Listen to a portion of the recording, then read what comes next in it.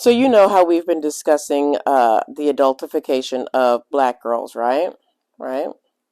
So nationally, black girls are suspended twice as much as white boys and more than six times as often as white girls. Are you asking yourself why? Because I think we know the answer, right? Adultification is a major contributor as to why. Compared to their peers, adults view black girls as what? Yes, aggressive, defiant, and oppositional. And let's talk about the school to prison pipeline. We know that it impacts black and brown boys. But did you know that it impacts black girls as well? They are the fastest growing portion of the juvenile justice system. Even though they only make up 16% of the female student population, they are 3 times more likely to be referred to the juvenile justice system than their white peers. They are 3 times more likely to be restrained, 4 times more likely to be arrested. And again, even though they only make up 16% of the female population, 43% of black girls are referred to law enforcement, and 38% of those are arrested at schools. Yeah. And let me repeat for the third time. They only make up 16% of the female student population because they are seen as aggressive, defiant, and oppositional. And because they are being suspended, they are receiving disciplinary action for things that other students are not. Black girls in particular are getting disciplined in school for wearing their natural hair in afros or having braids. We talked about the Crown Act and why it's necessary. We did an episode on why black women wear their hair straight, and we talked about how black girls and black boys are being disciplined for wearing their hair in their natural state, right?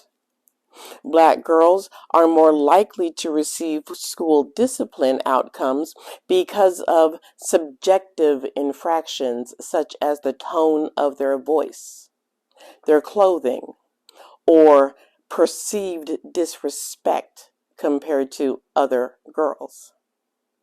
And it doesn't stop at educators.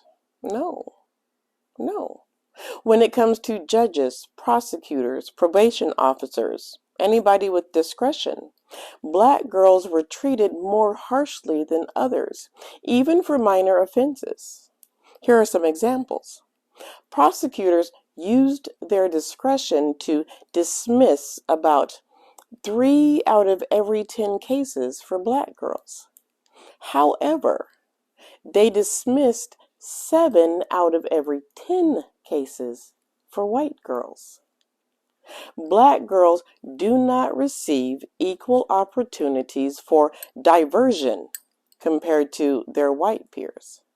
In fact, black girls consistently receive more severe, dispositions, even after accounting for seriousness of offense, prior record, and age.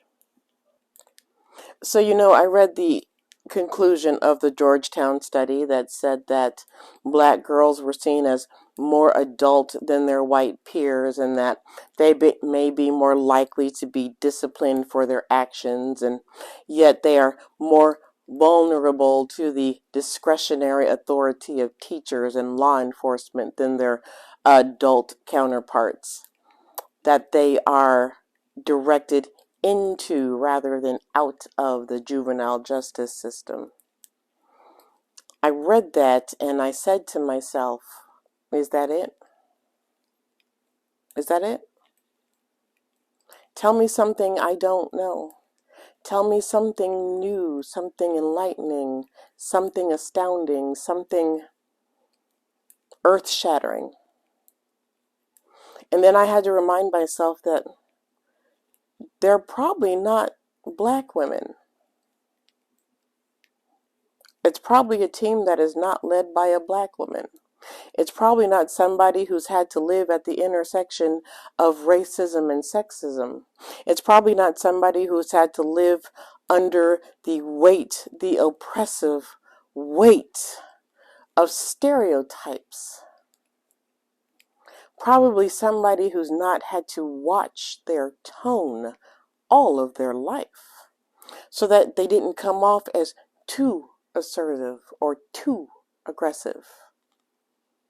Who had to watch the particular phrasing of a sentence so that they didn't come off as defiant. Who's had to do things by themselves because people just assumed that they could take care of themselves.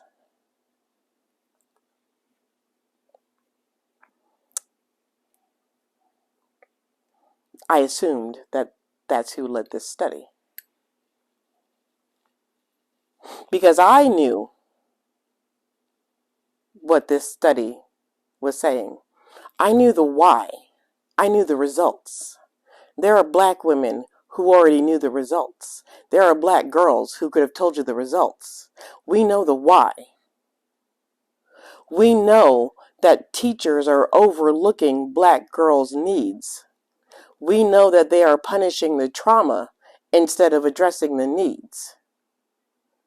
That's a whole separate conversation involving adverse childhood experiences, which black girls rank extremely high in, okay? We know that they are disciplining our daughters instead of actually getting to know them. We know that teachers see the stereotype instead of the children, and that they are projecting the stereotype of black women onto black girls, and that's a mentality that's been passed down from generation to generation to generation. We know that that's what our teachers are doing. We know that our daughters, like their mothers, sit at the intersection of racism and sexism, and we know that misogynoir has no age limit.